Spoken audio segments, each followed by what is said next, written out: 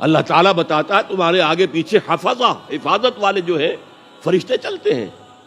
اور آپ نے کبھی دیکھا ہوگا کہ گاڑی کوئی سناٹے سے ایسی گزر گئی ہے آپ کے ساتھ سے کہ آپ محسوس کریں کسی نے آپ کو دھکا دے کر بچایا. کوئی غیر مرئی طاقت ہے، انویزیبل طاقت ہے جس نے آپ کو ہٹایا ہے اور گاڑی سے بچایا ہے. فرشتے ہیں ہر جگہ، ہے ہر آن ہے. تو اس اعتبار سے غیب ہے، فرشتہ ہم نہیں دیکھ سکتے. حضور نے جبرائیل کو ان کی اصل شکل میں صرف 2 مرتبہ دیکھا ہے. ایک مرتبہ غار حرا سے اترتے ہوئے آپ نے دیکھا، آواز آئی یا محمد. یہ چوتھی وحی جو ہے اس سے پہلے واقعہ پیش آیا. آپ نے دیکھا سامنے آگے پیچھے دائیں بائیں کوئی نہیں ہے. تو تھوڑا سا خوف سا احساس ہوا، آگے بڑھے، پھر یا محمد. پھر آپ نے دیکھا دائیں بائیں آگے پیچھے کوئی نہیں ہے. پھر آواز آئی یا محمد. اب نگاہ اٹھا کر دیکھا تو جبرائیل پورے افق پر چھائے ہوئے. وَهُوَ بِالْأُفُقِ الْأَعْلَى فَدَنَا فَتَدَلَّى فَكَانَ قَابَ قَوْسَيْنِ أَوْ أَدْنَىٰ فَأَوْحَىٰ إِلَىٰ عَبْدِهِ مَا أَوْحَىٰ. ایک اس موقع پر جبرائیل کو ان کی اصل ملکی شکل میں دیکھا ہے، اور ایک شب معراج میں دیکھا ہے ملکی شکل کے اندر.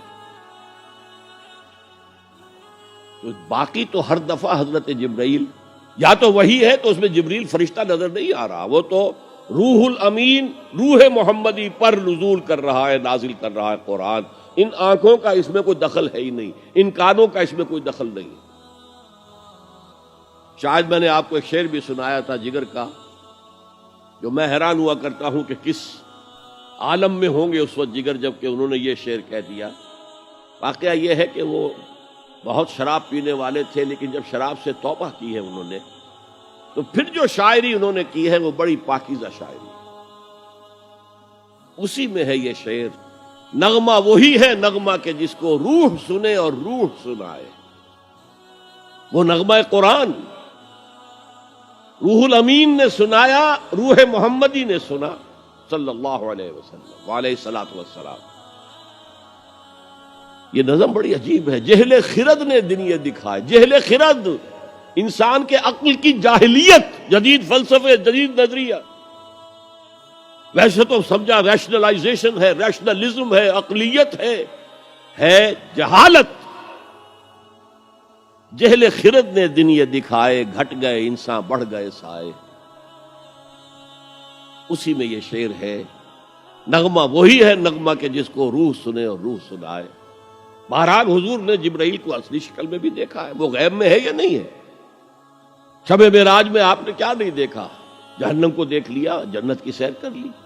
یہ غیب ہے ہمارے لیے. تو جو چیزیں ہمارے لیے غیب، میں اس سے پہلے ایک گفتگو میں کہہ چکا ہوں کہ اللہ کے لیے تو غیب کا سوال ہی نہیں. وہ جب کہتا ہے عالم الغیب والشہادہ، وہ ہمارے اعتبار سے کہتا ہے جو چیزیں تمہارے لیے غیب ہیں اللہ ان کا بھی جاننے والا ہے، اور جو تمہارے لیے جو موجود ہیں سامنے جنہیں تم دیکھ سکتے ہو، چاہے ان کو دیکھنے کے لیے تم نے ٹیلیسکوپ ایجاد کر لی ہے تو اس سے تمہاری آنکھ کی صلاحیت بڑھ گئی.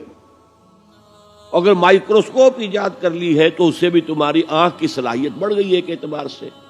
بہرحال ہے یہ تمہارے اپنے حواس خمسہ. تمہارا علم تو وہی تک رہے گا جو امور ان حواس خمسہ کی گرفت میں آ سکیں. ان سے جو ماورا ہیں، جس کو آپ کہتے ہیں ماوراء الطبعیات، فزیکل ورلڈ سے ماورا، جس کو میں نے اپنی گفتگو میں کہا تھا عالم امر ایک عالم خلق ہے. ہماری ساری سائنس، ہمارا سارا مطالعہ، ہماری ساری علم جو ہے وہ عالم خلق سے متعلق ہے، عالم امر سے کوئی تعلق ہی نہیں. عالم امر سے تعلق رکھنے والے فرشتے ہیں اور انسان کی روح ہے. یسألونک عن الروح قل الروح من امر ربی. اور عالم امر کے اندر یہ چیزیں، واقعات، تخلیق اس طور سے ہوتی ہے کہ اس میں صرف کن، صرف یہ کہا جاتا اور ہو جاتا، ٹائم ایلیمنٹ کوئی نہیں ہے. انما امرہ اذا اراد شیئا ان یقول له کن فیکون. ایسا ہی کوئی بڑا کن تھا جسے سائنسدان وہاں تک پہنچ گئے ہیں، دی بگ بینگ.